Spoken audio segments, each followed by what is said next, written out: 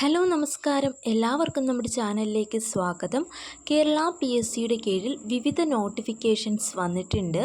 എല്ലാവരും കാത്തിരുന്ന ഒരു പ്രധാനപ്പെട്ട നോട്ടിഫിക്കേഷൻ ആയിരുന്നു ഗവൺമെൻറ് സെക്രട്ടേറിയറ്റ് അസിസ്റ്റൻറ്റ് എന്ന പോസ്റ്റിലേക്കുള്ള വേക്കൻസി. ഇതുമായി ബന്ധപ്പെട്ട കൂടുതൽ വിവരങ്ങൾ നോക്കാം. Category number 576/2024. Post name assistant or auditor എന്നതാണ്. ആൻറ്റിസിപ്പേറ്റഡ് വേക്കൻസീസ് ആണ് പറഞ്ഞിട്ടുള്ളത്. 36 വയസ്സ് വരെയുള്ള കാൻഡിഡേറ്റ്സിനാണ് അപേക്ഷിക്കാൻ സാധിക്കുന്നത്.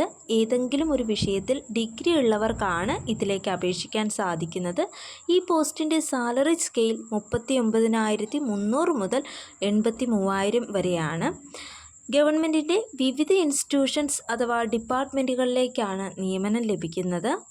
അതായത് government secretariat or Kerala public service commission or advocate generals office or state audit department or office of the vigilance tribunal or office of the enquiry commissioner and special judge എന്നീ ഡിപ്പാർട്ട്മെൻറ്റുകളിലേക്കായിരിക്കും നിയമനം ലഭിക്കുന്നത്.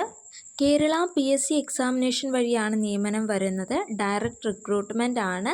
പ്രിലിമിനറി എക്സാം, മെയിൻ എക്സാം എന്നീ 2 ഘട്ടങ്ങളിലൂടെയാണ് examination നടക്കുന്നത്. Kerala PSCയുടെ website വഴി ഓൺലൈനായിട്ടാണ് അപേക്ഷിക്കേണ്ടത്. അപേക്ഷ സ്വീകരിക്കുന്ന last date ജനുവരി മാസം 29-ാം തീയതിയാണ്.